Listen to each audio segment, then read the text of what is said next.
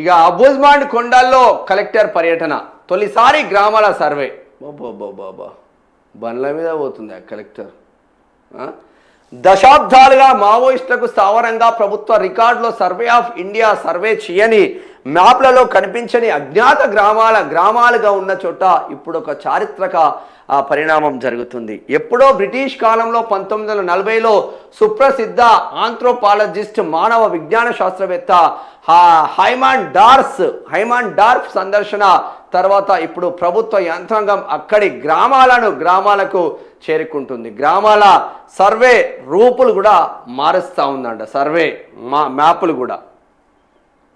మ్యాపులు అబూజ్మాండ్ అడవులలో ఏ కలెక్టరు ఒక్కసారి చూద్దాం. డేరు గ్రేట్ అనిపించింది నాకే. అట్లా ఉండాలి కలెక్టర్లు.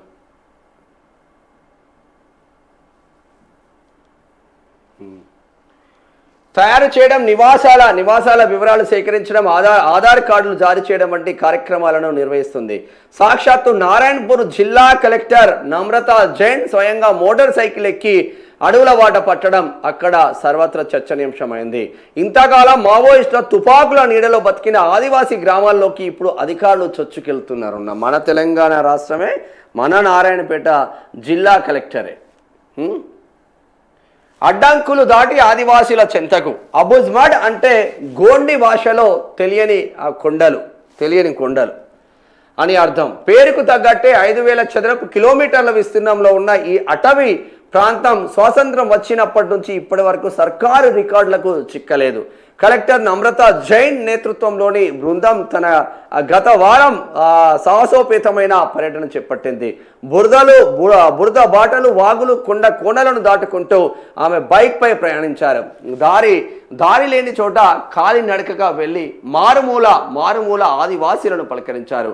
వీరికి ప్రభుత్వం అంటే ఏమిటో, సంక్షేమ పథకాలు ఎలా ఉంటాయో వివరించే ప్రయత్నం చేసింది. వాళ్ళకి ప్రభుత్వం అంటే ఎట్లుంటుందో తెలియదు. కాంగ్రెస్ ఉందా, టీఆర్ఎస్ ఉందా, బీఆర్ఎస్ ఉందా, అసలు ఎవడున్నాడో వాళ్ళకు తెలియదు.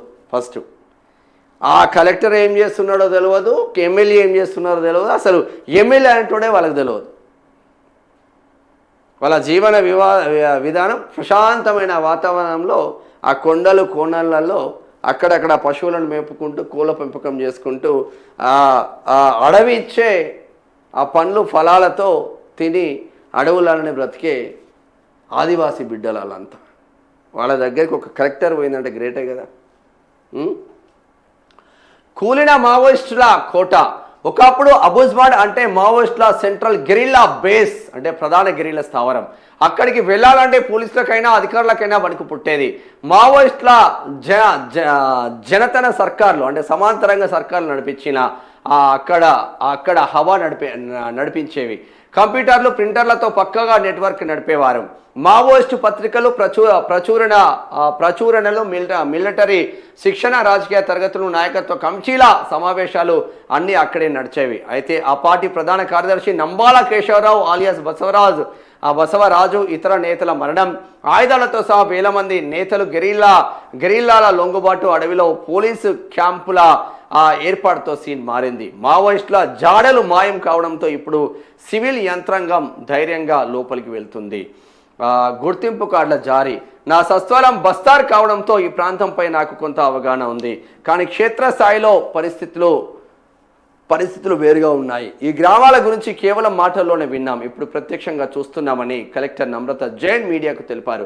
ప్రస్తుతం ఇక్కడి మాడియా గోండులకు ఆధార్ కార్డు ఇచ్చి రేషన్, ఆరోగ్యం వంటి కనీస వసతులు కల్పించే పనిలో యంత్రాంగం నిమగ్నమైంది.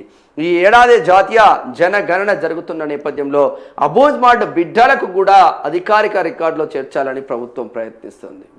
సెల్యూట్ మేడం మీకు. మ్యాపింగ్లోనూ వీస్తుపోయే విషయాలు. ఐఐటి రూర్కీ సహాయంతో చేపట్టిన ఈ సర్వేలో ఆసక్తికర విషయాలు వెలుగులోకి వస్తున్నాయి. ఇప్పటి వరకు 412 గ్రామాలకు మ్యాపింగ్ చేయగా 377 చోట్ల నివాసాలు ఉన్నట్లు గుర్తించారు. కొన్ని గ్రామాల్లో కేవలం 5 నుంచి 6 కుటుంబాలు మాత్రమే ఉన్నాయి. ఒక్క ఇల్లు ఉన్న ఆ ఊళ్ళు కూడా ఉన్నాయి. జిల్లా కేంద్రం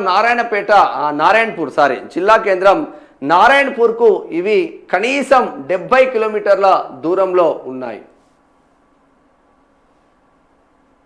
నారాయణపేట కాదు, నారాయణపూర్, సారీ. కొన్ని గ్రామాల్లో కేవలం 5 నుంచి 6 కుటుంబాలు మాత్రమే ఉన్నాయి. ఒక్క ఇల్లు కూడా ఉన్నదంట ఒక్కొక్క గ్రామంలో. సర్వే బృందానికి తారాసపడిన ఆదివాసీలు పురాతన ఆచారాలతో కనిపిస్తున్నారు. ఇది ఛత్తీస్గఢ్ రాష్ట్రం, తెలంగాణ కాదు, సారీ. పూలతో అలంకరించిన తల పాగాలు ధరించడం, ఆహార ధాన్యాలను బయటే ఉంచి పూజించడం, విల్లు బాణాలతో వేట సాగించడం, యువతీ యువకుల గోటుల్ ఆచారం వంటివి అధికారులను ఆశ్చర్యపరిచాయి. సరే, వాళ్ళ సాంప్రదాయాలను వాళ్ళు కొనసాగించుకుంటూ ఎవరికి హాని చేయకుండా అలములో పొలములో పండ్లో ఆ దొరికే కుందేల్లో గిందెల్లో వాటిని వేటాడుకుంటూ ఆ జీవనం, ప్రశాంతమైన జీవనం అక్కడ కొనసాగిస్తూ ఉన్నారు. బట్ వీళ్ళంతా జనానికి వాళ్ళకి అసలు సంబంధమే లేదు. అడవితో మమేకమైన బిడ్డలు కాబట్టి నారాయణపూర్ జిల్లా కలెక్టర్ నమ్రత జైన్, ఆమె బస్తర్ ప్రాంతానికి చెందిన ఆ బిడ్డే కాబట్టి చిన్నప్పటి నుంచి నేను ఇక్కడే పుట్టి పెరిగినా కాబట్టి దీనిపైన కొంత అవగాహన ఉంది నాకు అని ఆమె ఒక అడుగు ముందుకేసి ఒక మంచి కార్యక్రమం చేపట్టిందని చెప్పుకోవచ్చు.